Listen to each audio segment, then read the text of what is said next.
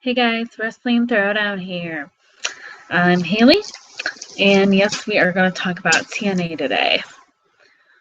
I really want to get Joe for one of these, but it's hard because, TNA is now on Wednesdays, and he has the Strike Zone on Thursdays, and that's when we do our reviews. It's the day after the show, and it's kind of hard because obviously he has the Strike Zone from 8 to 10, so, and then he doesn't even get home until like I think 11, so just a mess. I hope I can get him one of these days on a TNA event or something, because I know TNA is obviously our biggest review ratings and stuff, and I know a lot of people, I think my last one got like over, it's almost like at 250 views right now, and that's like my biggest video that's gotten the most views. So thank you so much for all the views. And thank you so much for all the subscribers too. I gained 2 in the past week, so thank you for that.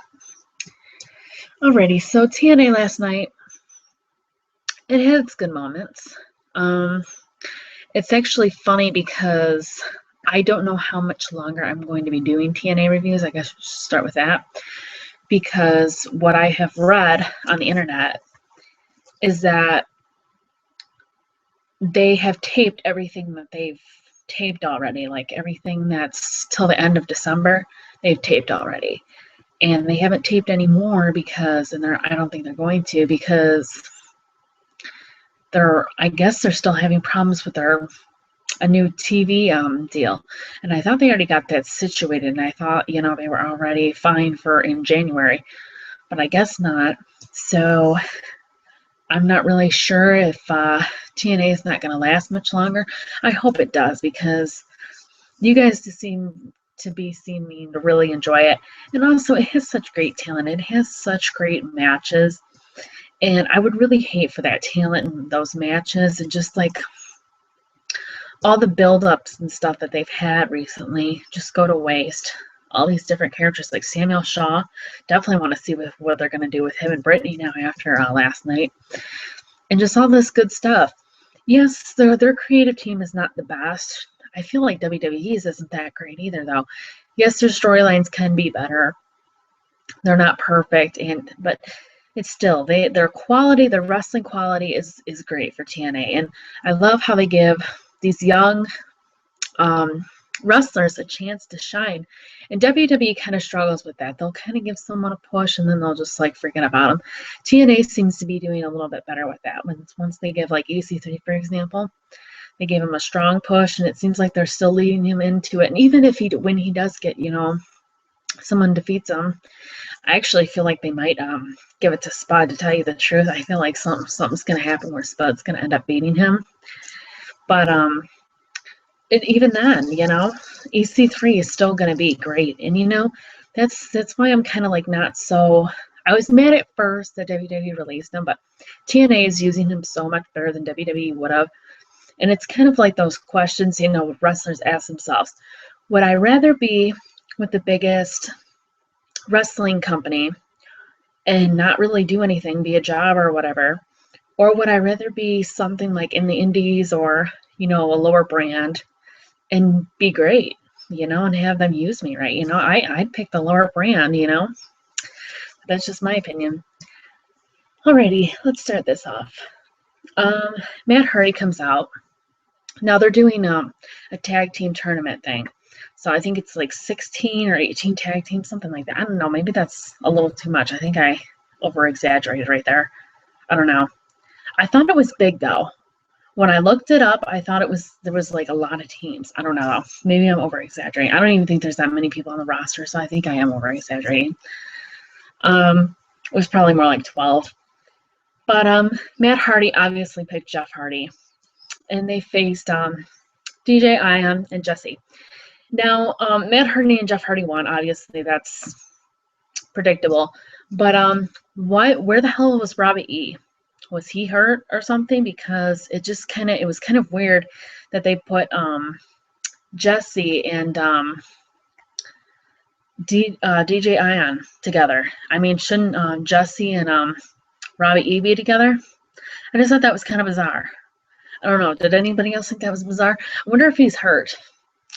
I'm not sure. Maybe he got hurt at live event or something like that.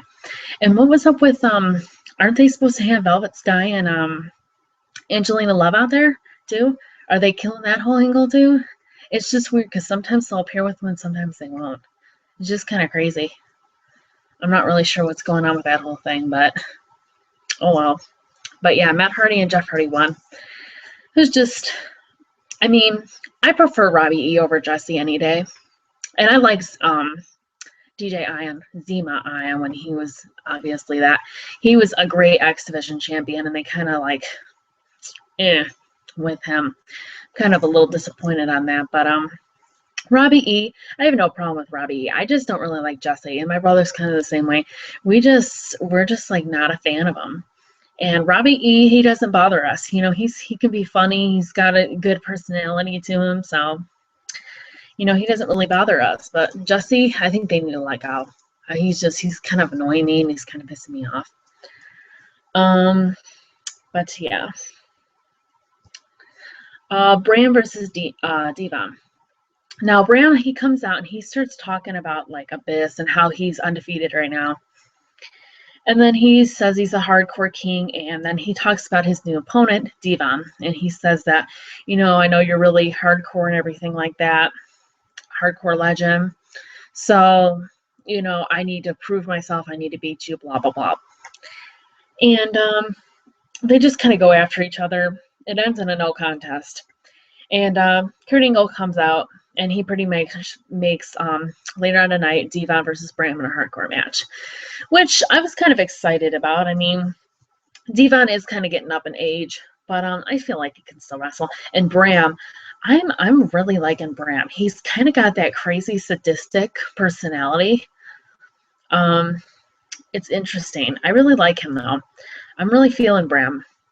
I'm kind of a little bit upset, and I've said this before about what they did with his friend, whatever, Magnus, because I'm a huge fan of Magnus, because I feel like they gave the title to Magnus way too soon, and then they just killed him. And Tana usually doesn't really do that too much, as like WWE did with, like, you know, Jack Swagger and The Miz and everything. As soon as I seen them give the title to Magnus, I knew it was going to be horrible. They made him look horrible. And it's just like, just because he was a heel doesn't mean you need to make him look like a bad champion. I mean, look at what they're doing with Seth, you know. Seth's going to be champion, and he's obviously looking extremely strong, obviously from the last Raw ending of the show. I mean, he looks great. So I don't know. I don't get that whole heel thing. If you're a heel, you got to make it look weak. That just doesn't make sense to me. But Bram has really grown on me, and I think we can see a lot of great things from Bram. I think that he's got a lot of potential. He's a good wrestler, and he's kind of got that good personality side where it makes him a good talker too. So I think Bram's got the full package. We'll see what they do with him. I hope they don't. I don't want them to push him too fast, because, you know, as long as they go at a steady pace with the pushing, it's fine. You know, it's good. But if you like skyrocket the push, it's gonna kill it, because then they're gonna push them like all the way, and then they're not gonna know what to do with them. It's just like, it's better to push them a little tiny bit at a time, because then you can think of storylines and, you know, stuff to do with them after he gets to that push. You know, you don't want to just kill him. And I think that's what they did with Magnus. I think they pushed him way too fast, and now he's downhill. And he did come out during that match too. At the end, but I'll talk more about that. But other than that, you don't really see Magnus anymore. I mean, and when you do, he loses. He's like on a losing streak, and it's really sad, because I really like Magnus. He's a good young talent, and I don't know if they're just doing this because he just had a baby with Mickie James. I don't know if maybe they're just kind of like having him a light schedule, so they don't want to make him have too much wins. Maybe they'll do something when he comes back. I'm not sure. Brittany and Samuel Shaw backstage, and she comes up to him. She goes, are you going to do what we talked about? And he goes, I don't know. And she looks like she's aggravated and stuff like that. And she goes, you need to. And that was pretty much that. And then they have a match next, Samoa Joe and Low-Ki. I think this was an interesting tag team. was kind of surprised to see Samoa Joe and Loki. And why the hell is Samoa Joe getting a tag team match, too? Why isn't Bram and Magnus in this? I would rather see Bram and Magnus as a tag team. I mean, Samoa Joe is already X Division champ. Like, I am getting so sick and tired of Samoa Joe. I know a lot of people really like him, but I just, like, seriously, he's getting to the point where I just, like, want him off my TV. And that might sound mean, but he's not.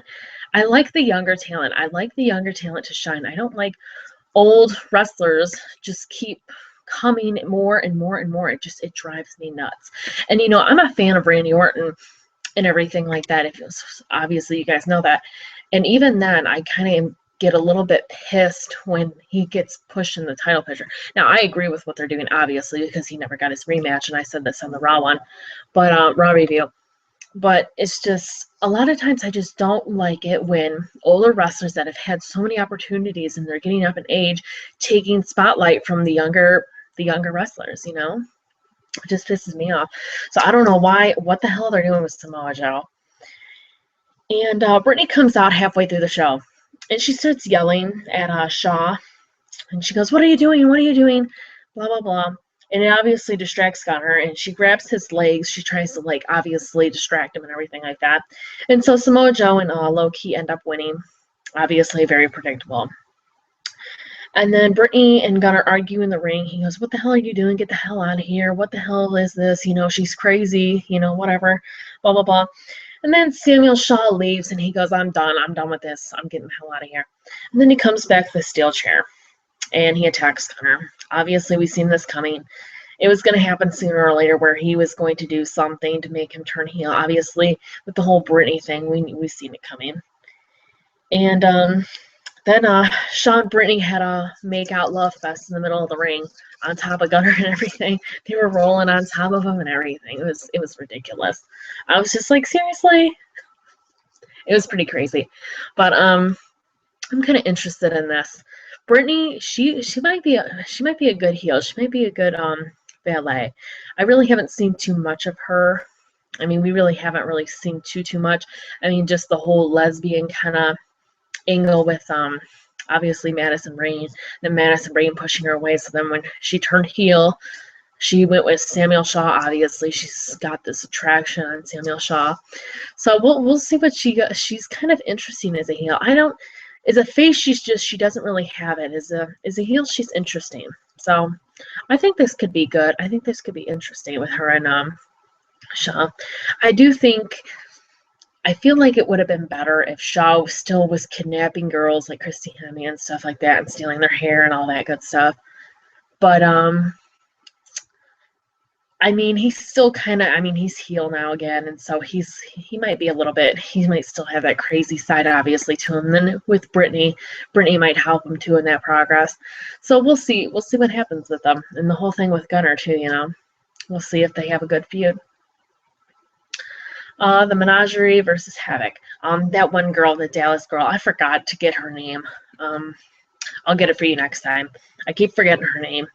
But obviously the girl from the Menagerie who does the splits, you guys know who I'm talking about. Havoc pretty much kills her in like 10 seconds. It's not really anything special. And Gail Kim comes out, and she still has her shoulder taped. And she comes out, and they attack each other, and it just ends up in a brawl. And obviously they have to separate them. So obviously Gail Kim and Havoc's feud is not quite done yet. So it'll be interesting to see. I still think Havoc's gonna at least keep the belt for, I'd say, a good long while. I mean, who else would they have to actually, beat Havoc? Other than Gail Kim and ODB. Like I said, I told you guys, I think ODB is really the only person who I can actually see beating Havoc. But, I mean, who are they actually going to, like, have her beat? Like, I have a feeling it's going to be someone like Velvet Sky or something. No offense to Velvet Sky. She's a good wrestler and everything. She's not bad or anything. But, I like her, female pedigree and everything, her finishing move. But it's just like, I mean, what all can you do with, it's just, all these girls are so tiny. All these knockouts are so tiny. And you got ODB, who's who's obviously the rightful person to beat Havoc, but I feel like they're going to mess this up. I have a big feeling it's going to be someone like really just who doesn't deserve to win. And it's nothing like, I like pretty much all the knockouts I think are pretty much good, except for Taryn Terrell. I really think the only reason she puts on some good matches is because Gail Kim carries her pretty much. And it's funny because I thought I was going to be the only one who thought that. I thought maybe like everyone else would have thought, she was so talented, but I've talked to other people, and a lot of other people say that they don't think they think she can't wrestle her way out of a paper bag. So, and they agree with me. So, well, I think obviously there was a reason why WWE released her, not just because she beat the shit out of and abused Drew McIntyre. I don't think that was the complete reason. I think obviously it was because she can't wrestle. I don't know though. They have divas on there that can't wrestle anyways. They have Cameron and they, so they continue to have her. So who knows what the reasoning was to letting her go. Bram versus Devon, hardcore match. And Bram won. And like I said, Magnus came out in this. I really like Bram, though. I definitely got to say that. And Devon, I will talk about this one thing because I keep forgetting about it. Devon and Bully Ray, there's been some talk that they might be coming to WWE. Like, there's word. And I know there was it wasn't like a huge fight. But I know my friend Michael Miner, who obviously you guys have seen do a few shows with me. I know him and Ben were kind of getting into it, and he was saying like, oh, everything you read on the internet is a lie, pretty much on wrestling, unless it's WWE. And I was just like, Minor, no one said that it was true, blah, blah, blah. But enough of that. Pretty much what I'm getting at here is that obviously the stuff on WWE.com, they're not going to tell you everything that's going to go on. Obviously, there are going to be some spoilers and there are going to be some rumors. This is technically one of those rumors that's a little iffy. Obviously, I feel like if they do come back, I feel like they're not going to be obviously long-term. And I feel like they're going to be more back to, like, help the younger talent instead of actually, like, being, I don't know, well, obviously full-time. But it's one of those things that I don't think that they're actually, like, gonna obviously be on the main roster for, like what everyone is expecting or wanting them to. It would be great for the tag team division if they came. It would obviously help WWE's tag team division a whole lot, but we'll see. I don't really actually see them winning the tag team titles, and if they do win, it's only going to be for so long until, obviously, either the Wyatt family wins it from them or the Ascension. The Ascension is supposed to come up. I don't know what the hell happened with the Ascension. They had a debut, and then they just disappeared. I'm not really sure. They debuted on Main Event, and then they just... I thought that was supposed to be their debut match. I guess not. I guess they're obviously, and that's something too with the Wyatts. Obviously they're planning something big for Bray Wyatt. Well, pretty much all the Wyatts. So maybe the Ascension will be obviously added, and something will happen with obviously Luke Harper and Eric Rowan. One can only hope. But yeah, the Devon and Bully Ray, I'm not really sure if it's a rumor. I'm not really sure if it's going to come true. If it does, they're obviously, I don't see them being on full time. And it's pretty much probably just to help out younger talent. Like, Chris Jericho comes back once in a while to help out younger talent. He's not full-time and, stuff like that. Alrighty. Mr. Anderson and Chris Melendez versus MVP and Kenny King. What is going on? Like, me and my brother just roll my eyes at this because Mr. Anderson and Chris Melendez, it's just like, what the hell are you doing? Like, it's almost like, why the hell are you putting these two together? Like, it makes no sense. It's just like, is it because you don't have anything for Mr. Anderson? Is that what it is?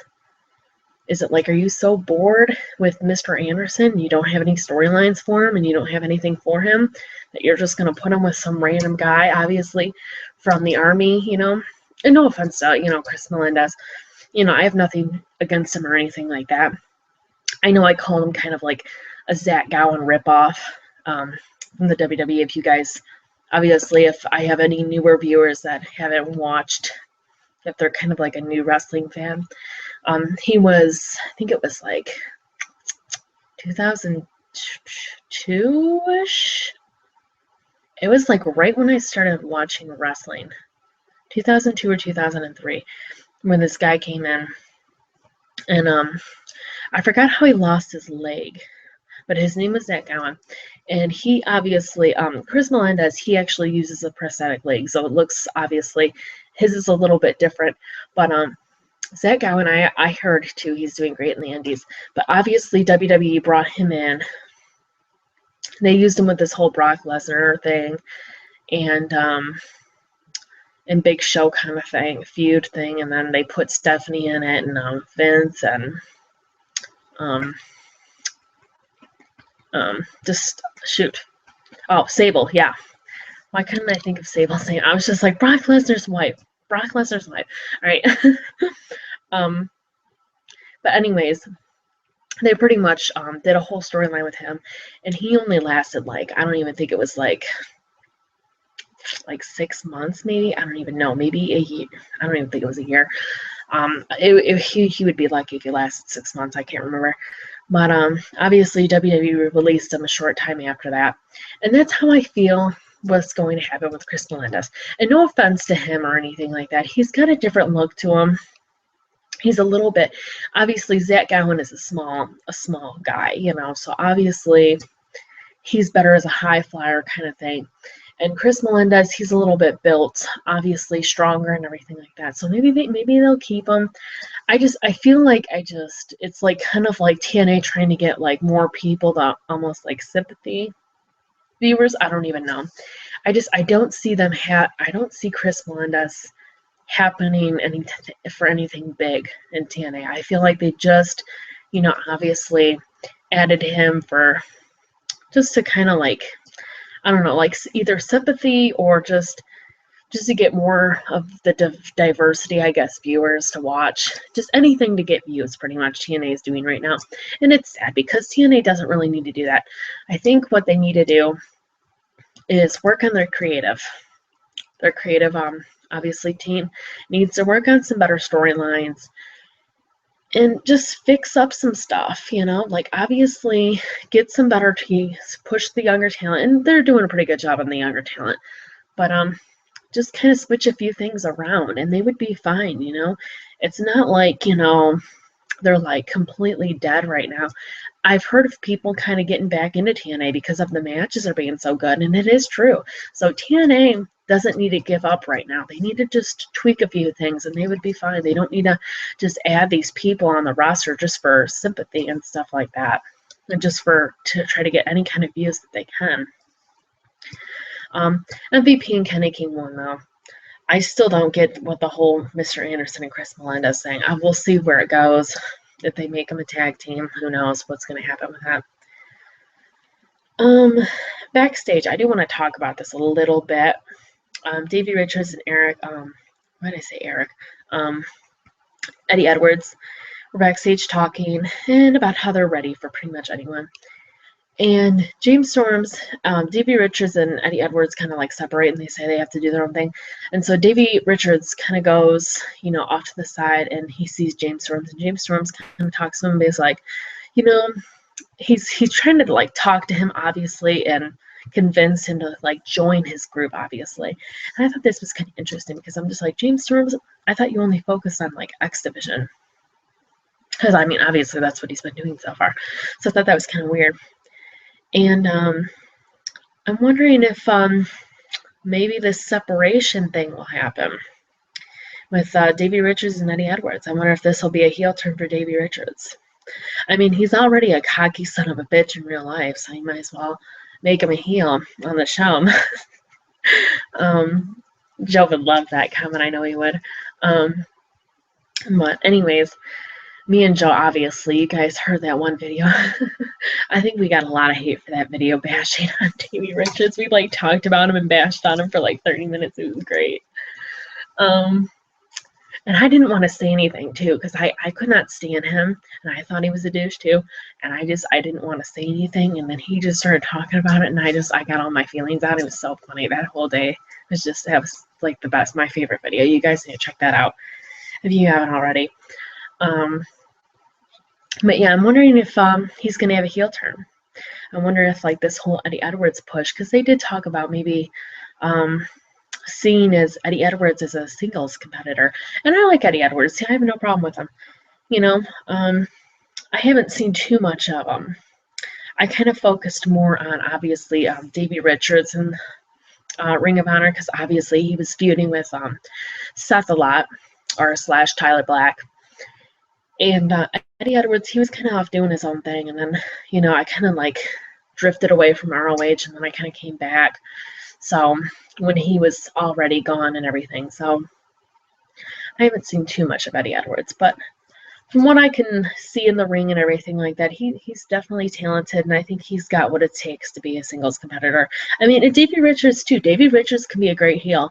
I've seen his heel work, and he's a cocky son of a bitch, and he makes the character look really good, because I mean, and that's why Randy too makes the heel obviously work better too, is because Randy's kind of got that asshole-ish side in real life too. So obviously, the more of an asshole you are in real life, I guess the better a heel you are. But he can obviously develop that and make for a good obviously gimmick / character or whatever, and for a good feud with Eddie Edwards. So we'll see what happens with that.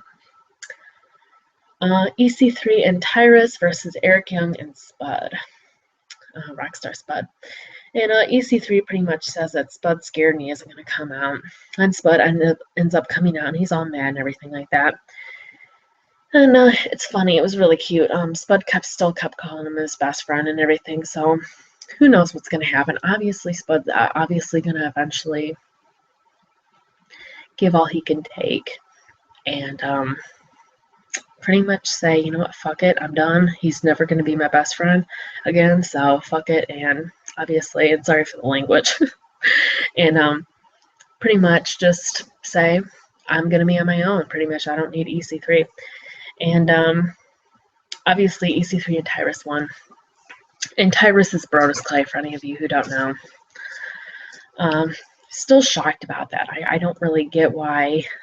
I mean, I know TNA sometimes TNA grabs WWE's leftovers, and some of them are really great, and some of them are just like, no. Like Del Rio, they really want Del Rio. That would be a great one to get, because Del Rio is talented. But, and they can, I mean, obviously WWE made them look great, so imagine what TNA can do. And EC3 was a good one. And even Mr. Anderson wasn't too bad. I mean, I still don't really like him. I'm not a huge fan of him. I know a lot of people like him. But he wasn't too bad. And obviously Jeff Hardy and Matt Hardy. But Brodus Clay is one of those I'm just kind of like wondering. I'm trying to like think in my head, like why the hell did you put why the hell would you bring Brodus Clay to TNA? I don't get that. And it's just like, were they desperate? Did they need a new big guy for a bodyguard for EC3? Is that what they were? And it's just like, oh, here's Brodus Clay. Oh, we'll use them. I mean, is that what they thought? I don't even know. The whole thing's ridiculous. So obviously, I don't think he's going to last long. But yeah. And obviously, the Spud and EC3 feud's far from over. Definitely not even close to being over yet. Bobby Roode versus Bobby Lashley contract signing. And obviously, Kurt Angle says this contract signing is just not an ordinary contract signing. He's added a special stipulation, so that's why he's, the whole contract signing. And MVP says Lashley trusts him. That's why he's out there with him, blah, blah, blah.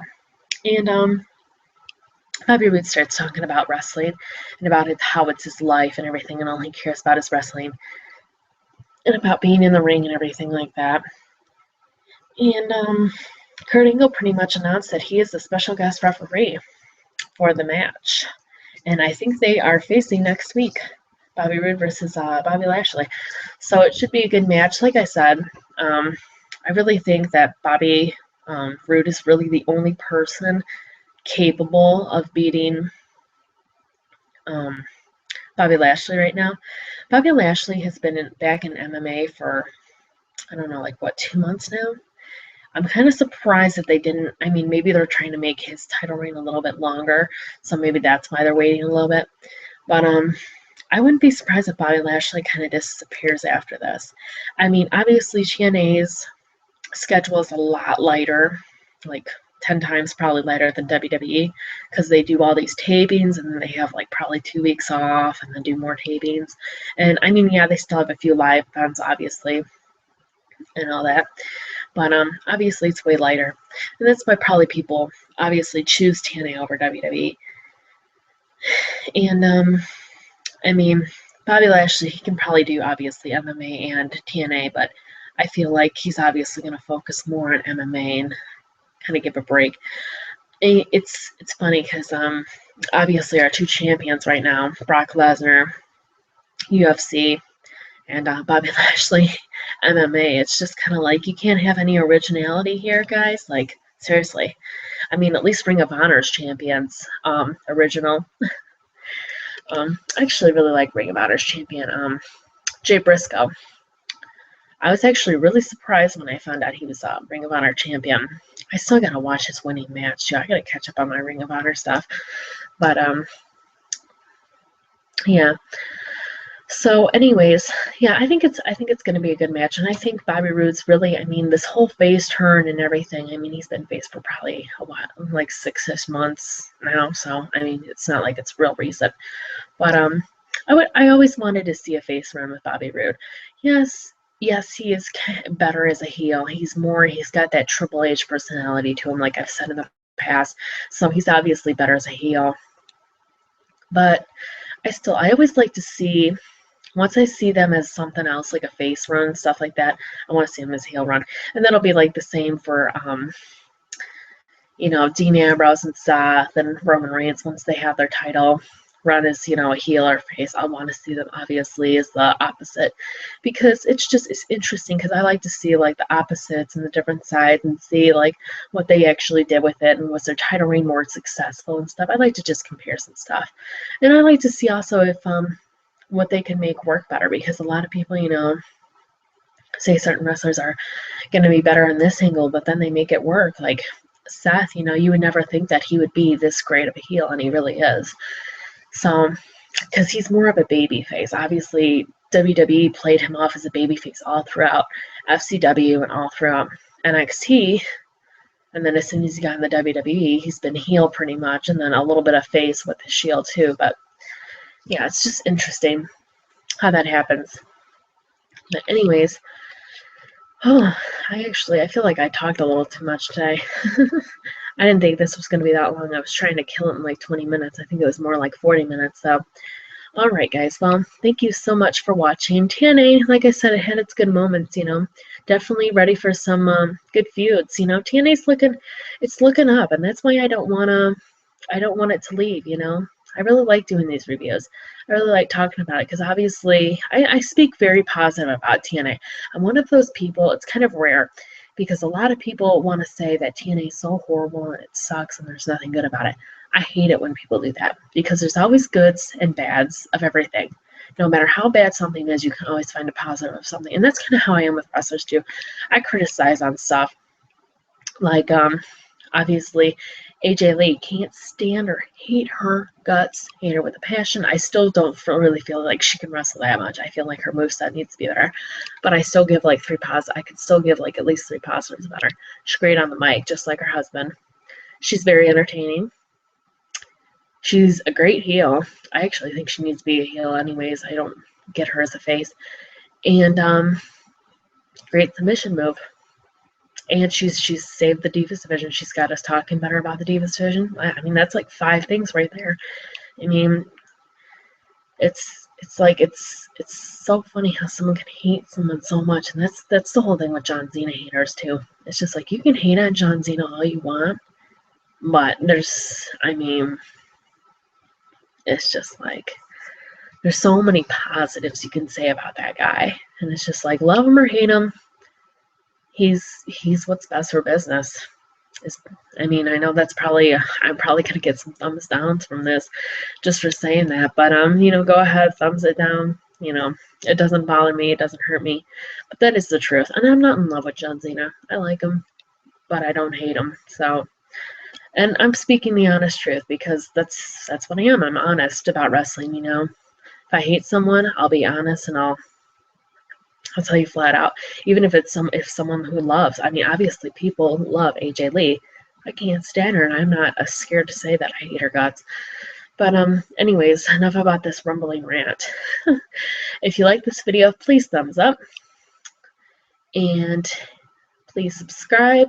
Please follow us on Twitter, and please, if this is the first time you're watching this and you like the product, join our Facebook group, and all the links will be in the description. Thank you so much for watching, and I will see you in the next one. Probably Saturday I'll do a video on SmackDown / NXT and whatever else is going on in the world. Alright guys, I'll see you later. Bye.